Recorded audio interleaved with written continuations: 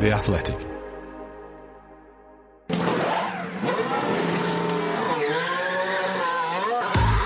The Race F1 Tech Show, brought to you by Aramco. We delve into how the technology that slows down F1 cars is the key to making them quicker. And Gary reflects on half a century in Formula One.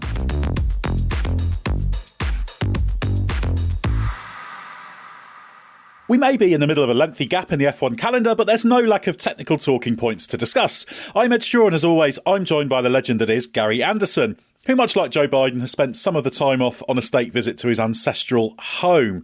How have you been enjoying things, Gary? Yeah, it's been good. The old saying about the very green Ireland, I can see why. It's been pretty wet since I came over, but we've been travelling around the motorhome, so it's been quite nice to catch up with a lot of people and, as I say, see the grass grow. But very, very nice, very relaxing. And so glad the Chinese Grand Prix was cancelled, sort of. But at least it's given us a chance to catch up with my family over here. Yeah, that's never a bad thing, I would say. And usually at the start of the podcast, we let Gary have a free choice of topic, but I'm going to try and force the issue this time because we're rapidly approaching an important F1 anniversary, and that's because the 1973 Spanish Grand Prix was your first in F1. That's half a century ago at the end of the month. We're slightly early, but given that we've got Baku in a couple of weeks and there'll be some talking points there, we thought it would be a good idea just to get you to reflect on 50 years in F1. Obviously, you first came in with a mechanic at Brabham that half century ago at the Montjuic Park. Yeah, it's a long time ago now whenever you think about it. But, 50 years of seeing the changes in Formula One has been the big thing.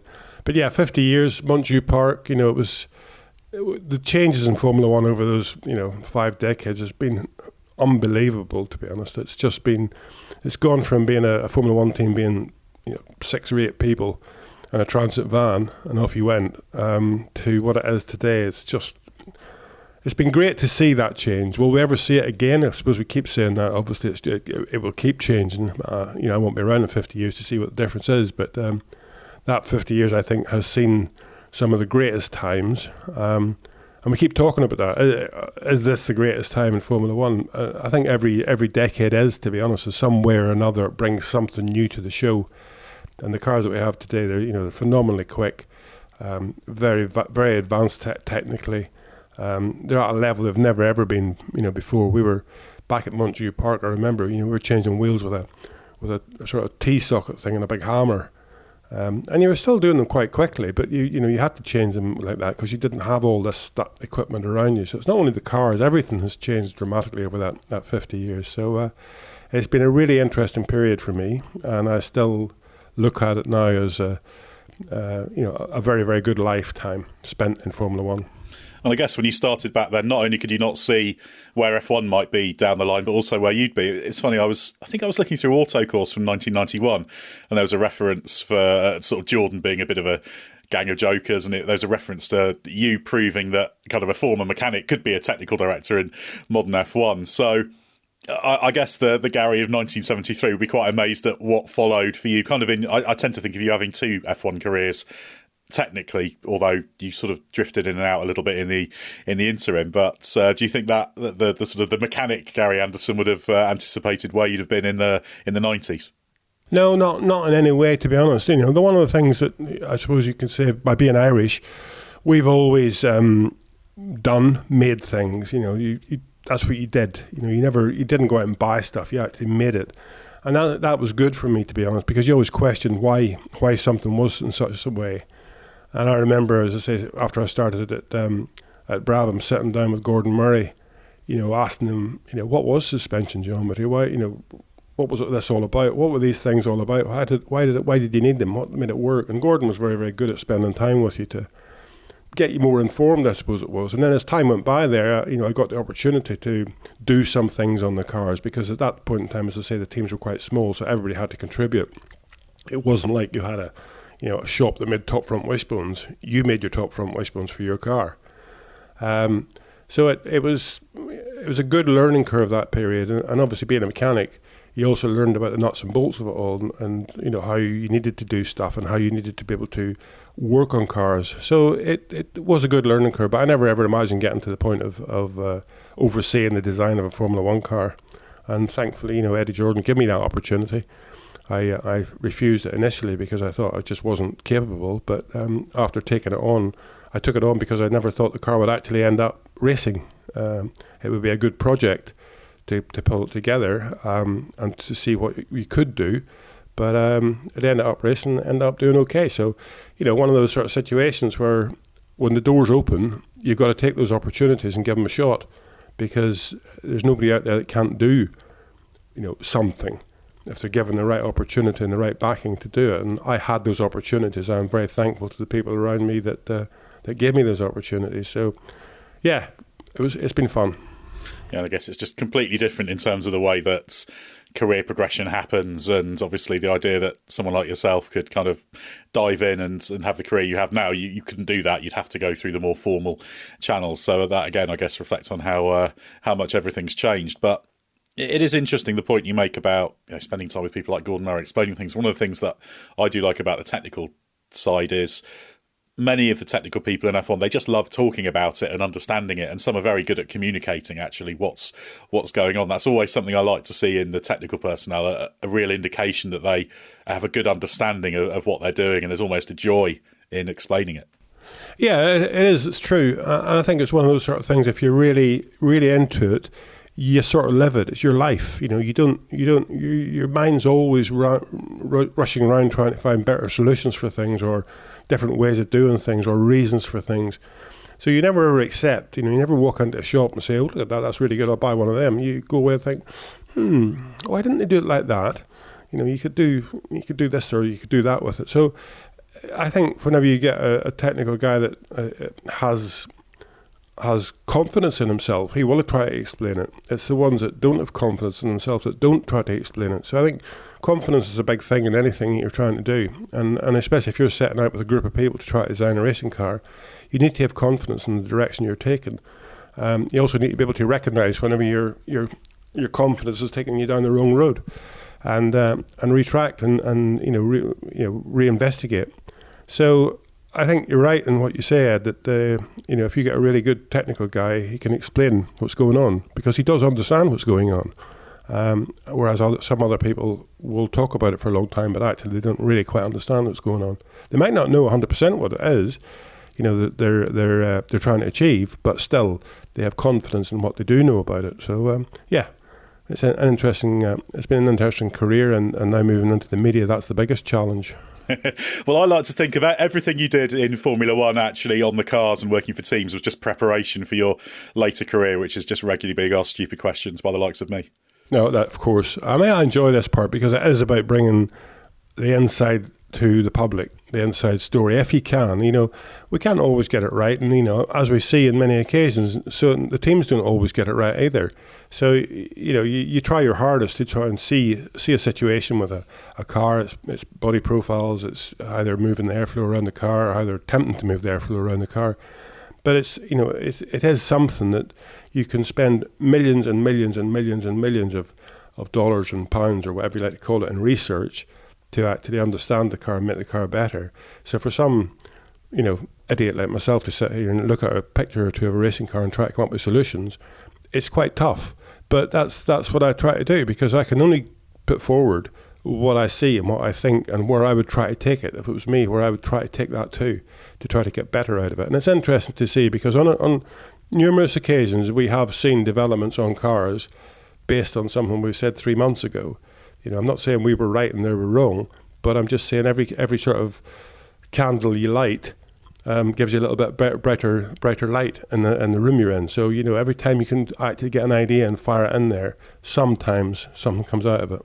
It's always such a moving target, isn't it? I remember, obviously, last year when the Ferrari launched, you said you didn't really see why that would be the right approach, and then it worked well, and you're thinking, well, okay, it's worked. But now they're talking about the concept not being right and having too low a ceiling on it compared to the others. So it's very much a moving target. But it's always been fascinating to hear what you had to say, and very much appreciate that you've dedicated the later part of your F1 career to helping the likes of me and the watching fans to understand what's been going on.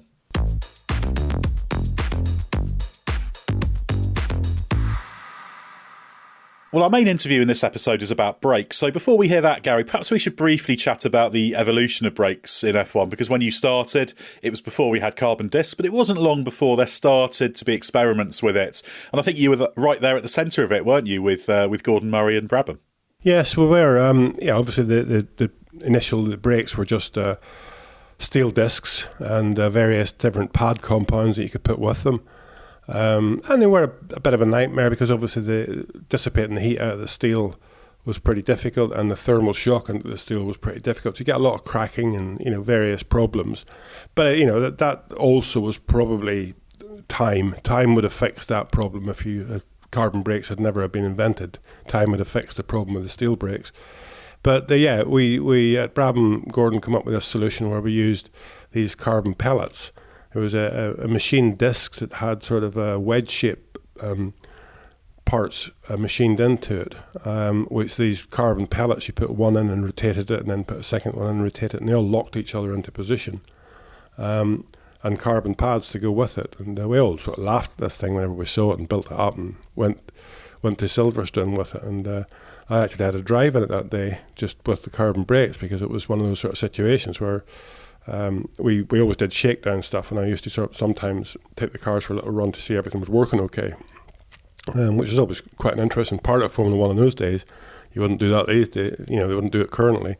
But yeah, it was nice to see those changes coming in, and then as time went by, the carbon became more and more prominent. But in those days, because you had like 20 or whatever it was, 16 pellets rotated into this steel disc, the problem we had then was the consistency of the material, and one of them would wear dramatically and the rest of them wouldn't, or something. So you get this real vibration through the brake pedal.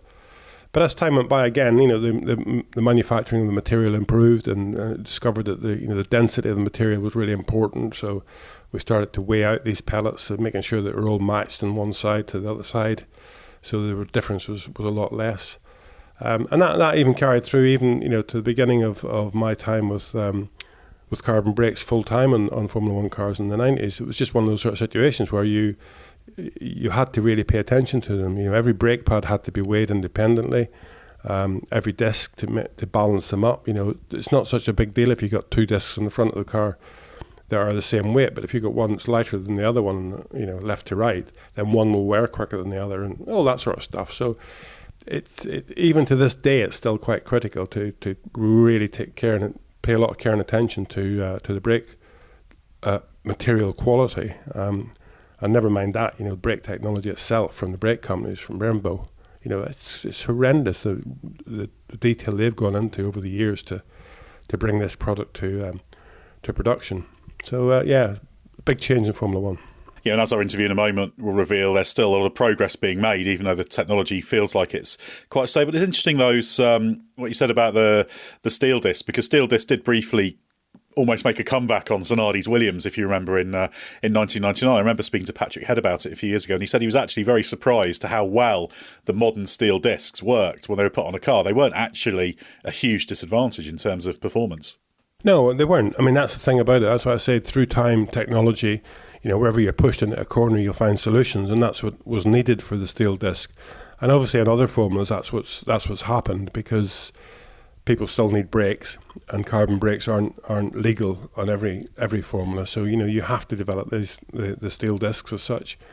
I mean, we use the word loosely. Steel discs, it's like carbon discs. They're not carbon; they're carbon. So they're very different from the carbon fibre we see on a racing car.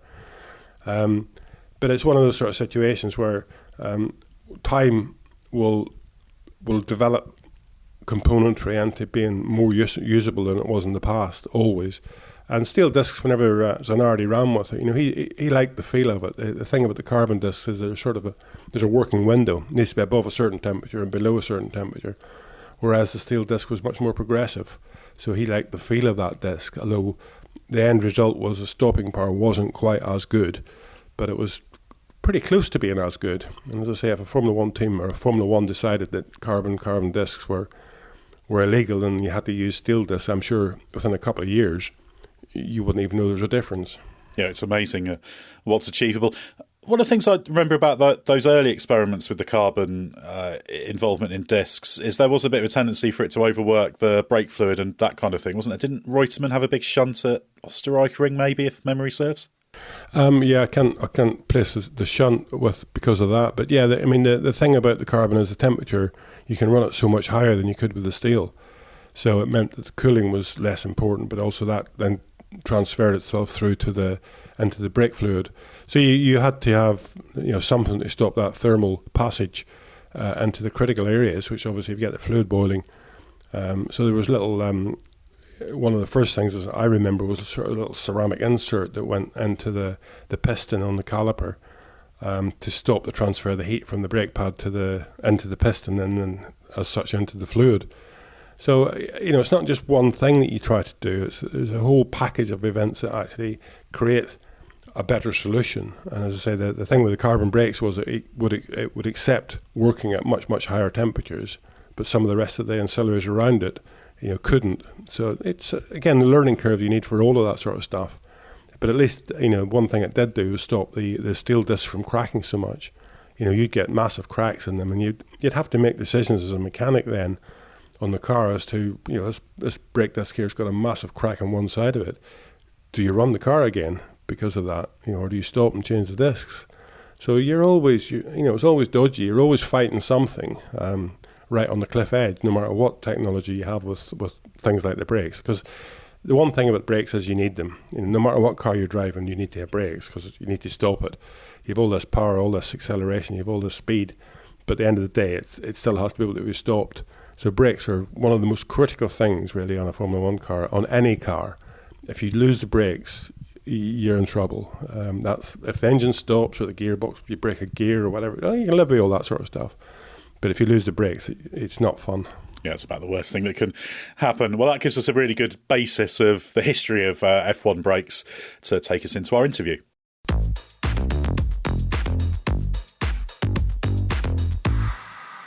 Our guest today is right at the heart of F1 braking technology.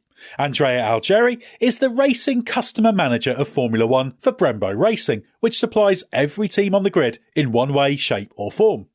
He's been with Brembo since 2008 and has worked on sports car and single-seater programmes in a brake engineering capacity and has experience in his current role stretching back to 2010. So what he doesn't know about F1 brakes isn't worth knowing. So here's my conversation with Andrea Algeri.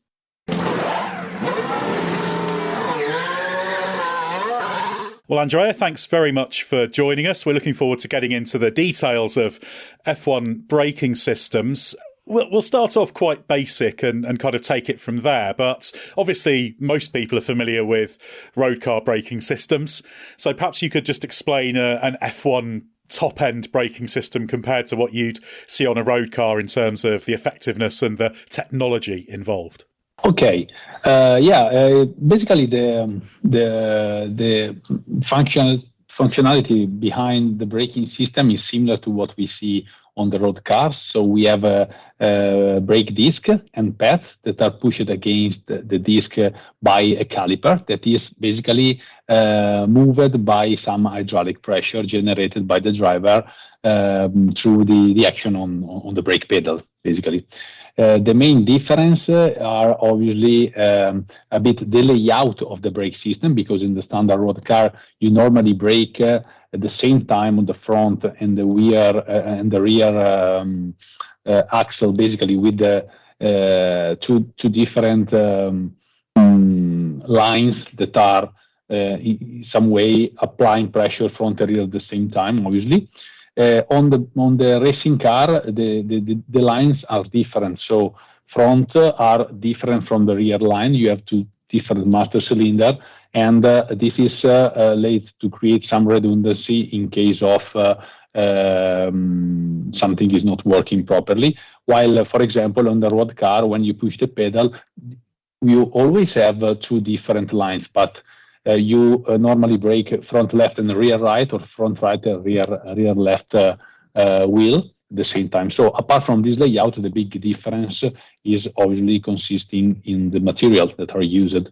So these pads are made by carbon in Formula One, and while normally in the standard road car we are seeing cast iron discs, or in the very top end, carbon ceramics that are, let's say, brake discs that are sort of link between the two extreme in term of material. So basically, when the driver hit the pedal, generates some pressure, moves the pistons inside the caliper push the pads against the disc and generate the friction that is needed to basically slow down the car, dissipating the speed of the car in thermal energy. And obviously, you talk about the brake discs as carbon, but it's carbon, isn't it? Which is kind of a very particular form of carbon material. Yeah, exactly. It's called carbon because basically is the way we build up it is starting from a carbon fiber and densify it with some chemical process with carbon coming from methane gas. So you basically start from a very porous matrix of carbon and you increase the density using this chemical reaction, adding carbon to the carbon matrix. This is the reason of the name carbon. Obviously, the carbon used for the disc is slightly different from the one used for the pads in terms of mainly the shape and the measure of the fiber that you use. And obviously, when you push disc and pads one against the other, you generate very high temperature, very high pressure, and this microfusion that happens generate the friction between the two. And obviously, we often hear about drivers talking about brake feel, and they experiment with the material in terms of trying to get the feel that they want. Obviously, I think I'm right in saying Brembo has some involvement with the braking system of all 10 teams.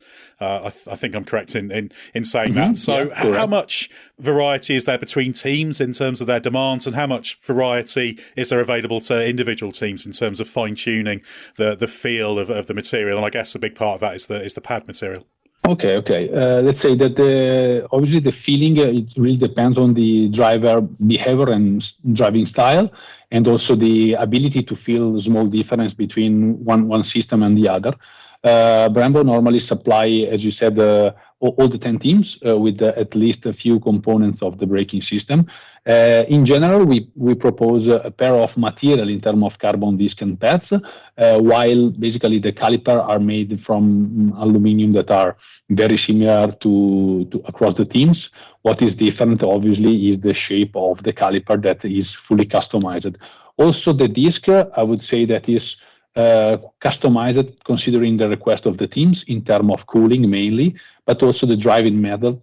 The driving method could be different between one car and the other, because every team have its own, let's say, philosophy in terms of packaging, cooling, and so on. So some teams would like to be more conservative in terms of, let's say, wear management of the parts, without pushing too much to the limit for cooling.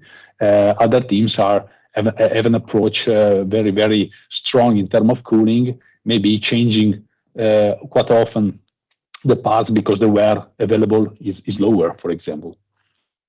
So Brembo fulfill in any case all the requests from the customer, and again the braking system are fully customized for every team. So something that you can find on the Ferrari, you cannot find it on the Red Bull and so on. So there is a strict difference between the teams, even if in the last period, basically, sporting regulation change and all the braking system is basically published on the FIA server, and all the teams can go and explore what are the competitors basically using in terms of brakes. Yeah, big change with the open source rules in recent years. You mentioned brake wear there. I think it's probably worth talking about brake wear. Everyone's very familiar with seeing the carbon dust, but I think people sometimes oversimplify it, because with a kind of old school brake disc, you're literally grinding it away. But the process is a little bit different in terms of the wear of carbon brake discs, isn't it? Yeah, basically the carbon have, let's say, a very, the downside of the carbon is that it's not a very doesn't last very long compared to other material, obviously, but is on the other side very light and have a very high thermal conductivity, so is able to dissipate the big thermal, let's say, energy that you have to put on the brakes to slow down this kind of car without any big mass that you can see maybe in SUV vehicles or something like that. So the advantage, obviously, on the carbon are very clear. The problem is the wear, but in the sense that you have to manage correctly the temperature. The Brembo material, honestly, doesn't wear too much compared to the competitor. We'd say that we have a very low wear. We are speaking about 0.1 millimeter every 100 kilometer. So more or less, this is the wear rate that we have seen in standard condition. Obviously, if you go out of the suggested temperature range, obviously this wear can vary a bit, and obviously the most critical situation is when you overheat the brakes and the carbon go very high in temperature and the wear rate is very high, and the risk is obviously go to the minimum thickness before the end of the race or before the end of the session. This is the main, I would say, risk. But honestly, in the last years, material and the team are, let's say, evolving their approach in order to basically reduce this kind of risk. So obviously that must mean there's tremendous durability in terms of the brakes. I know there was an attempt to change the rules to mean you could change the brakes less. That was dropped. But an average 2-car team, how much will they be getting through in a year in terms of discs and pads and calipers? We are obviously the approach is different between small teams and top teams. We are speaking about 150 up to 250, 300 discs for every team. I mean, so 2 cars for the complete season, including testing, even if now the winter tests are limited, but maybe also tire tests and so on. And obviously, this is related to the wear that you have on the carbon material. Again, these are numbers related to Brembo carbon that allow you to run the disc for 2 or 3 weekends. Obviously, if you are using another material that is wear more, you need more disc and pads. But this is quite a realistic picture. And talking about the way the brakes are managed, you mentioned the temperature effects. What's a good temperature window, both for achieving performance from the brakes and ensuring that you don't get excess wear? Where's the window and how wide is it?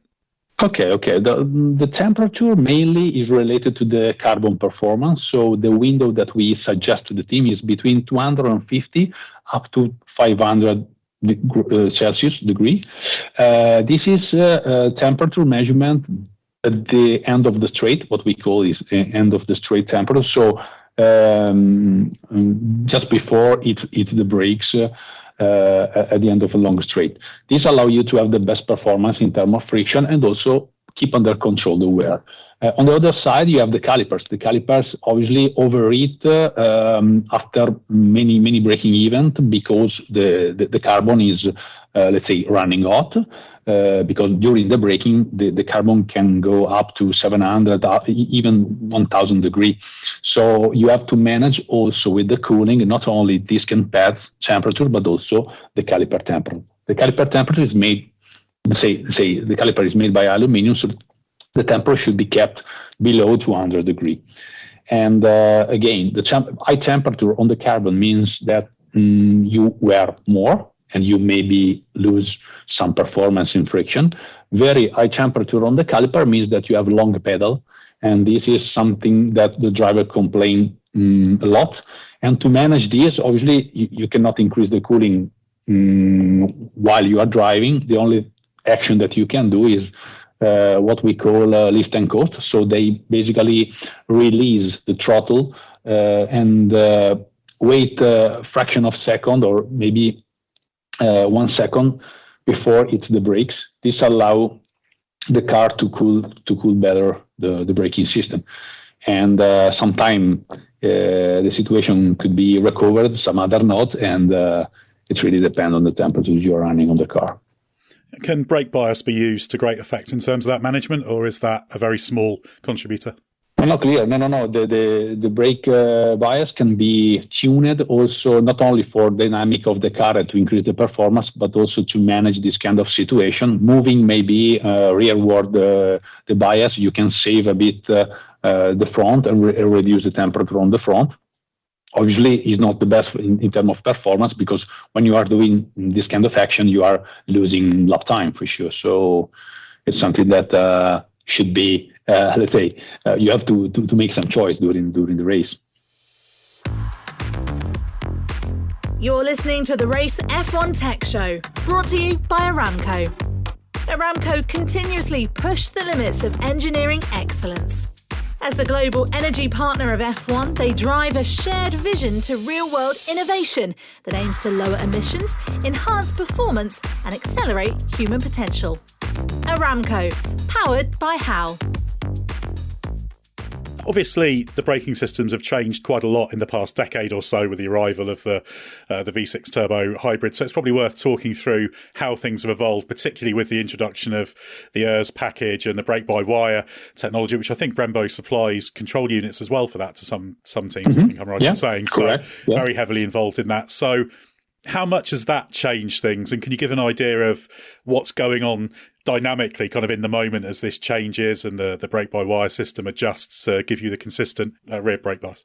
Okay, yeah, it's quite obviously a complicated topic, let's say, but let's try to keep it simple. So basically the rear engine, the recovery of the energy on the rear axle mean that the braking system on the rear axle is less stressed, and so basically is used less. Okay, so the dimension on the rear axle since the beginning of the recovery era, basically the rear brakes became smaller and smaller. Okay, now we have 328 millimeter disc on the front, while on the rear the rules allow you to use 280 millimeters maximum diameter for the rear brakes. Already with this number, you can understand that the rear brakes are very different. Before the BBW era, basically front and rear brakes were exactly the same, considering that the Formula car have important aero effect that balance basically the braking on the front and rear axle. So with this BBW, the first thing that was changed are the dimension of the brakes and the usage that you do with this. On the other side, dynamically, the driver is no more connected with the rear axle. What I mean with this, when the driver hit the pedal, can brake directly on the front axle with the line, so the pedal is directly connected with the front axle.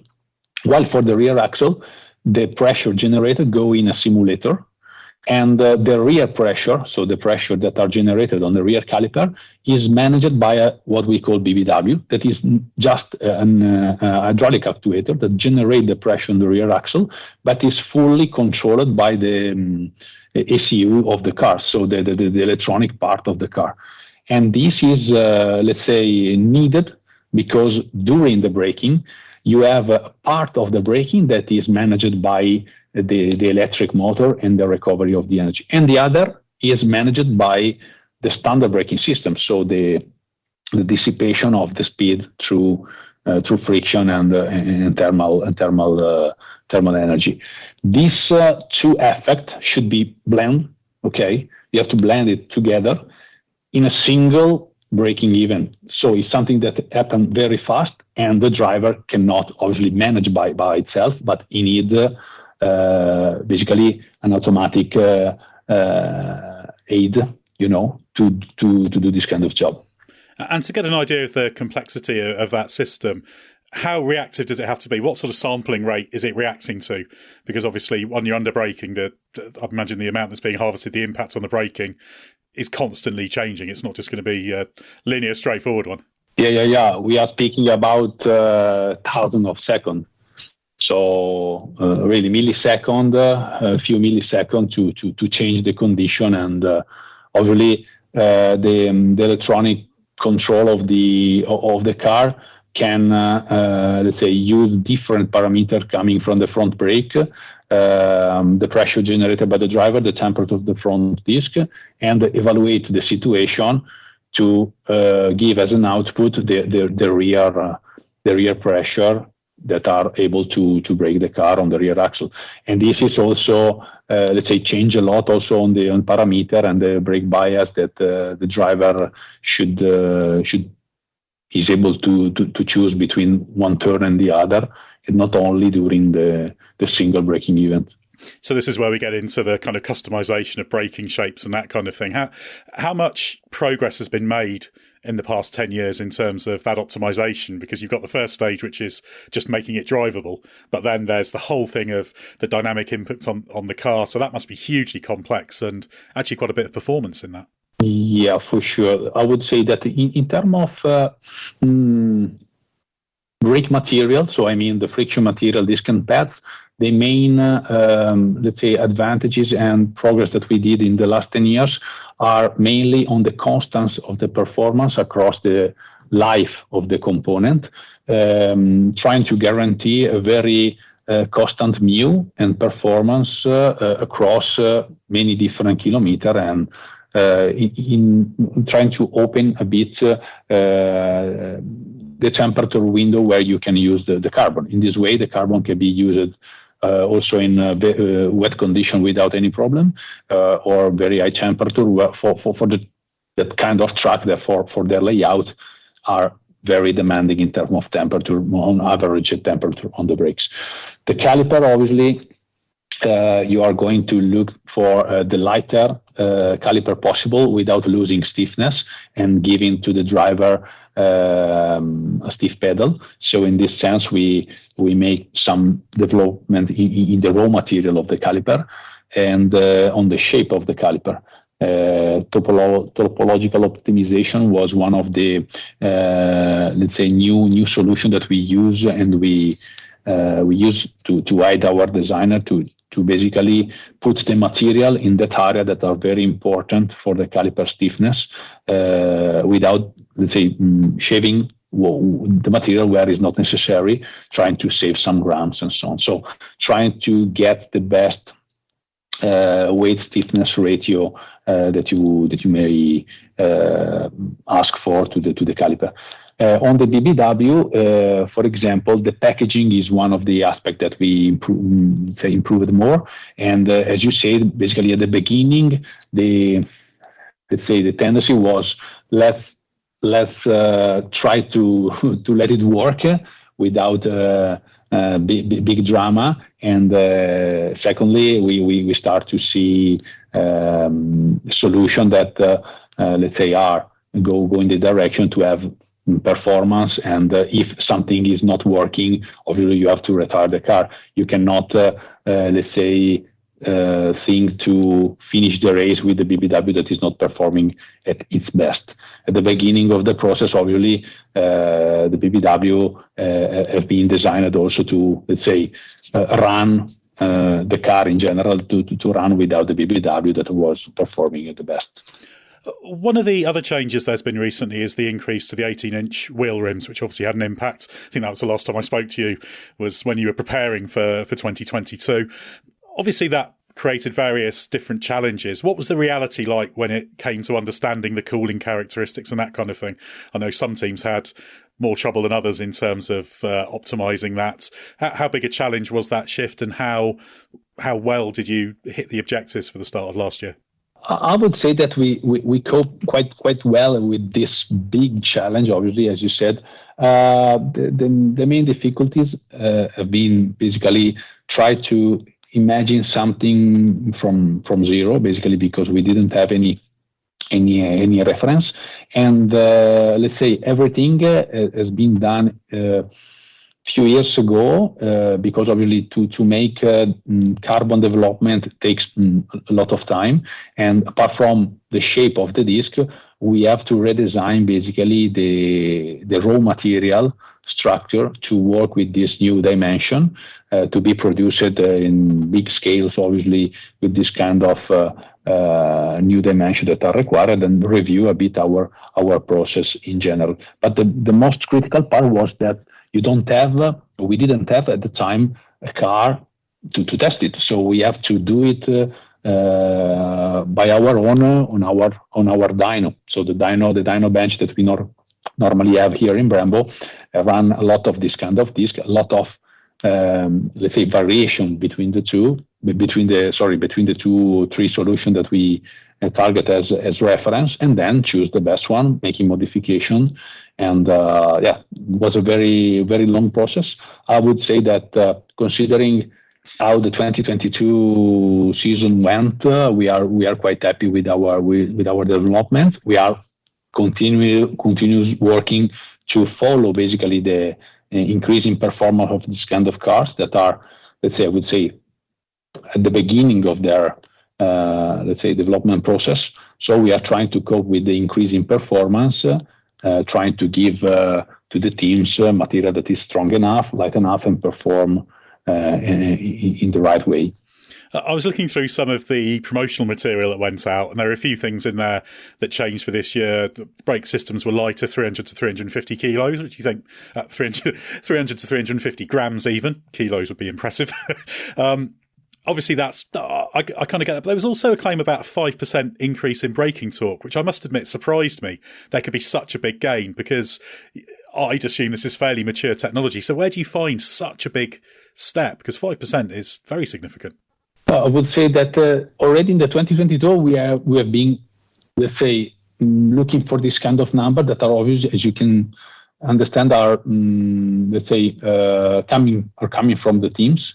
Every teams have its own evaluation of the braking torque that is difficult to measure because of let's say you have obviously longitudinal deceleration, but also you have a lot of aero effect that you have to detract from this kind of calculation, and everything is let's say in some way related to the Pirelli tires. So every teams have its own calculation and simulation about this.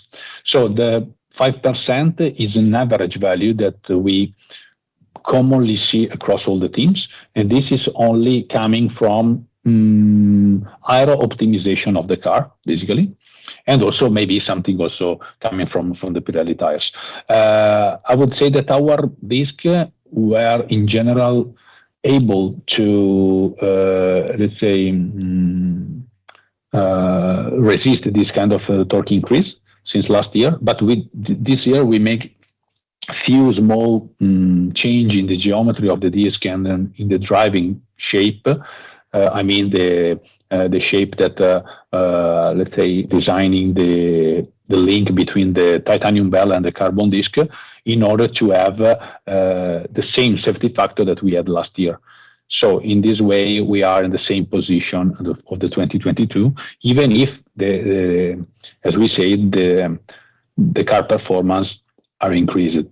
What we have to know and we have to imagine is what is going on in the next year if this kind of value continuously increase in this way. And obviously, from what you said earlier about the durability of the disc, it would suggest that cooling seems to be something, that temperature management is something that teams are quite well on top of. Is it still fairly straightforward for them to satisfy the cooling demand of the brakes with the reduced aero control they've got? And obviously there's limitations in terms of things like the cooling holes. You've got the 3mm minimum as of last year. So obviously quite a lot changed in that regard, but presumably that's been coped with quite well. Yeah, I mean, let's say the corner geometry was very new and with big new constraints for us. So a lot of cooling less compared to the 2021, 2020 cars. The difference, obviously, are the dimension. So the bigger disc helped us a lot, because basically with bigger disc you can cool it better, even if the dimension of the holes are slightly bigger. So we have a minimum of 3mm. In the past, we arrived at 2.5 millimeter, even 1.8 in some cases. But let's say now the dimension are fixed by the rules. In general, anyway, the teams have more space to cool down and to let the air go inside the corner. and let's say try to recover the cooling that we lost with the wheel cover and the wheels that are closed by the the drums and so on. So in general, at the beginning it seemed quite difficult to recover this kind of level of cooling, but now we are in a good position. And anyway, it's always a trade-off between performance and cooling and, let's say, safety that you would like to take on the temperature management of the car. You can run very at the limit, reducing the duct as much as possible. Otherwise, keeping the duct a bit more open and let you run more relaxed and, let's say, have more margin for possible problem, traffic, or so on during a race or an event. And in terms of the future, obviously, as you said, you've got to guess for the next few years what the performance increase will be. There's also going to be a significant rule change coming in 2026. So what does the future hold for the braking technology in F1? What do you expect to change? What do you know is going to change in the coming years, particularly for 26? Yeah, we have, we foreseen something, new in terms of layout of the braking system starting from the 2026, because the energy recovery will be even more important. So again, the reduction of the rear axle in terms of brakes will be for sure something that will happen, and we'll have to cope with this. On the other side, the teams are pushing to have parts that last longer.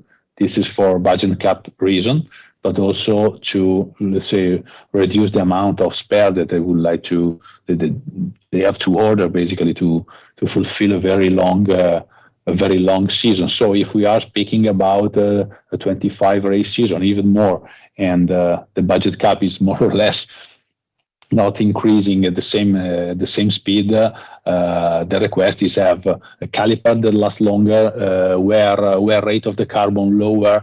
This go with, is needed also to look at the constant performance across the life of the component, but also just to basically buy something less, So the simple demands: cheaper, more durable, more performant. Correct. And lighter, like maybe. And lighter. Of course, yeah. Like every customer ever. Well, thank you very much, Andrea. It's been fascinating to get some insight into F1 braking technology with you. It's been fantastic. Thank you, Ed. Thank you for your time, and it was a pleasure.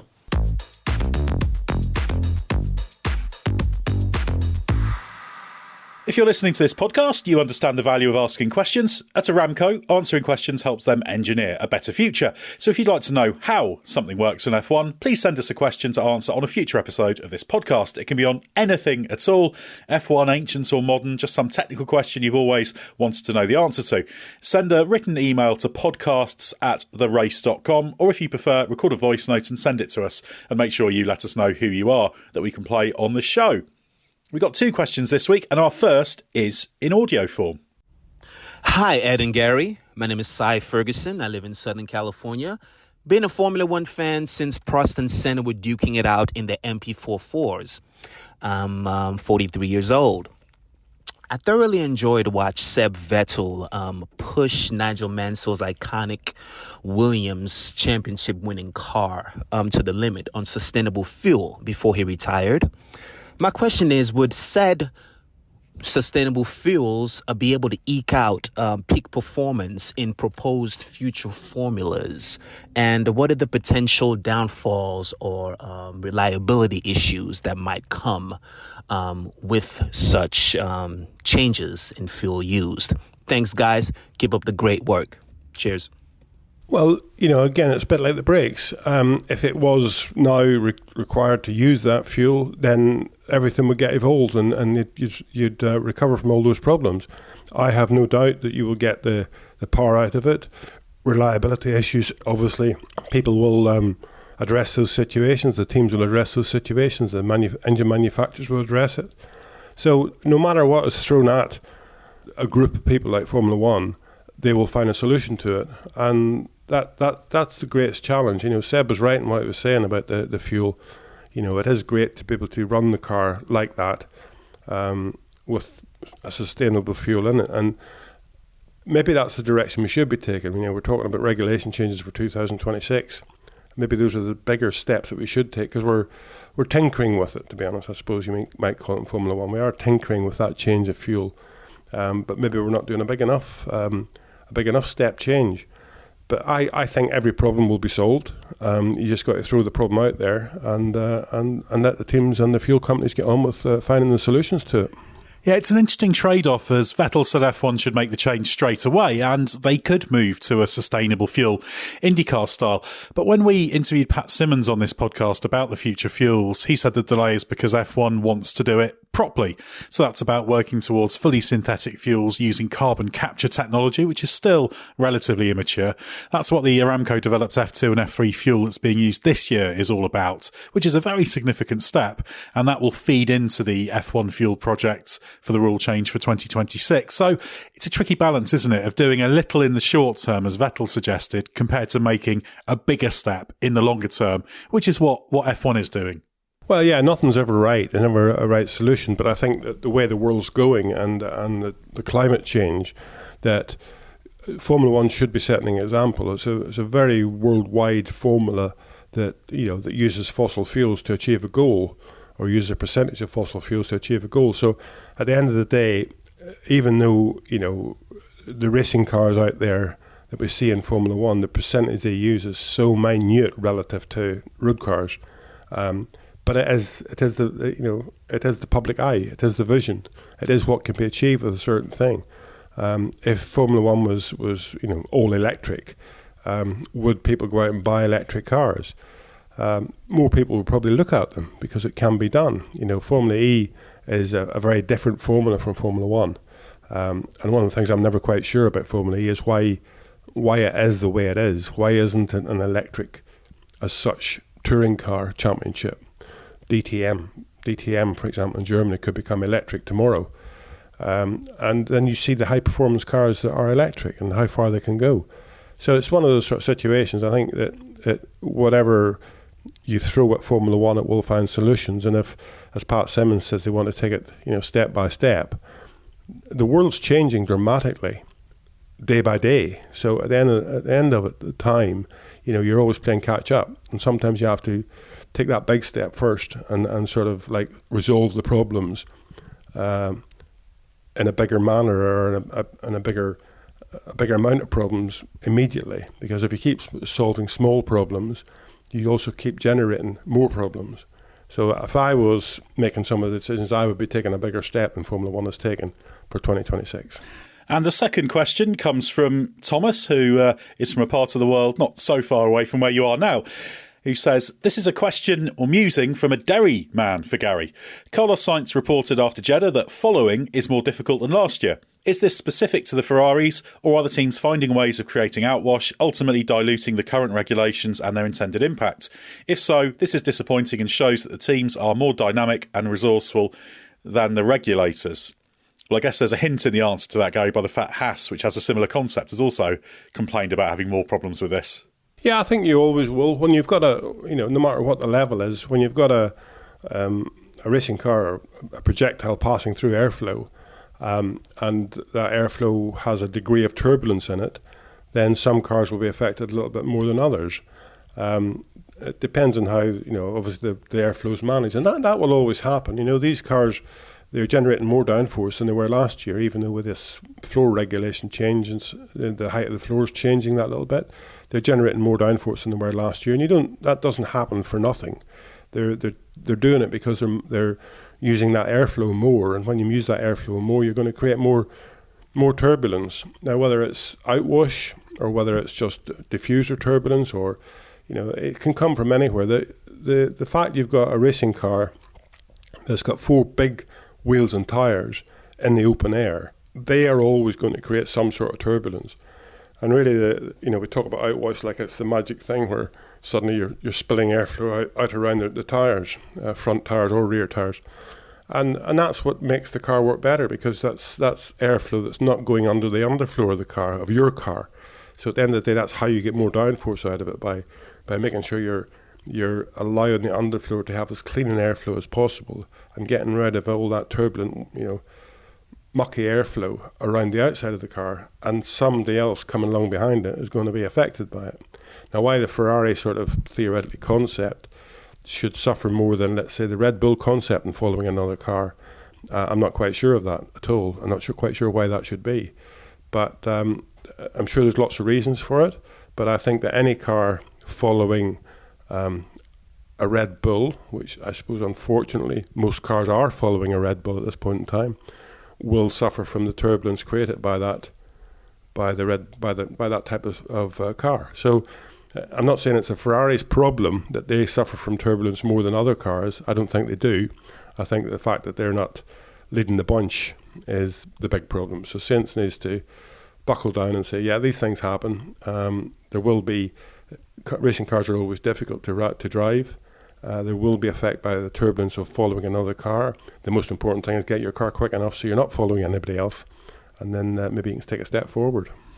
There's also a point at the end of that question about showing the teams are more dynamic and resourceful than the regulators, which I guess is always going to be the case, isn't it? Because there's 10 teams with vast resources against much smaller teams trying to corral the cars to perform in the way they want to. So I don't know whether it's something you can really heavily criticise, because that's just going to happen, isn't it? Yes, it is just going to happen. Now, we've seen this twice, I suppose you could say, that the two stages of looking at the aerodynamics of the Formula One car and trying to make it better. 2009 was the first stage.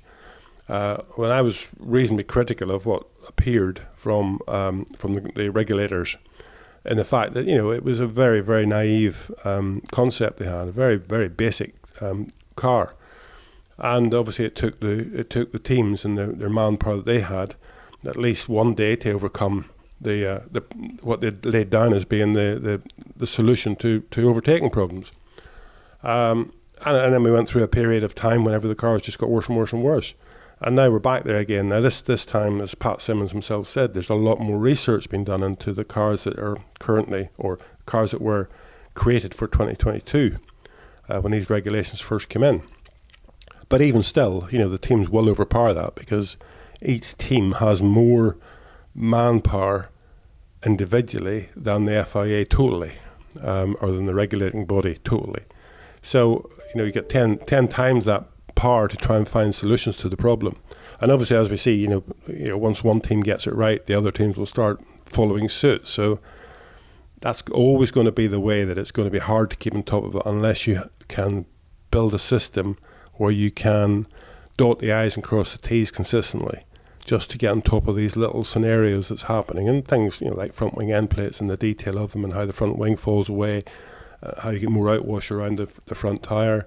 Unless you can sort of get on top of that constantly, it's always going to happen. There's going to be step changes. People will get it better and better and better, and then suddenly there'll be there's no overtaking in Formula One, we have to do something. And you get stupid things that the DRS invented to be the bandage. But yeah, I don't see any change in that, to be honest. As I say, I think the rules should be updated constantly. And with a year's notice, I suppose, but I would, you'd be able to write rules right now that would help that problem that Carlos Sainz is saying is happening, because it'll only get worse. Yeah, it's always a constant battle, and they do at least try and tighten up the regs to minimise things like outwash, etc., on a rolling basis. So I think FIA and F1 are doing a reasonable job of that. It's not perfect, but it's a tough job as you've laid out, and yeah, it's edging in the right direction, but you can't just write the rules, the laws of physics out of existence, can you? So it's always going to be a very tough one. Yeah, I think. Sorry, Ed. I think the FIA and F1 are doing a very good job. The biggest problem is the teams themselves. They stand in the way of that change. They are the ones that are putting the red light on. I'm sure if it left the FIA and Formula One, they would actually see these problems and address them.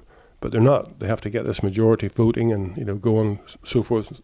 It's just not easy for them. So yeah, F1's its own biggest problem whenever it comes to that type of situation and that type of change that's necessary to keep it ticking along nicely. Yeah, I guess that's just inevitably the way things are.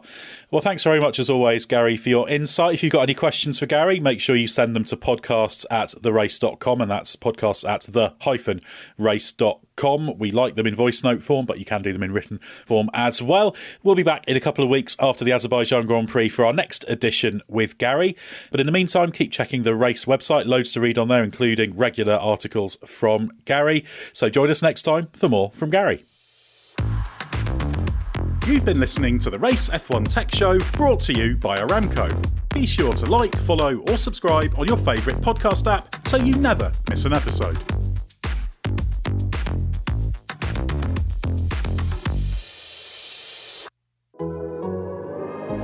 The Athletic.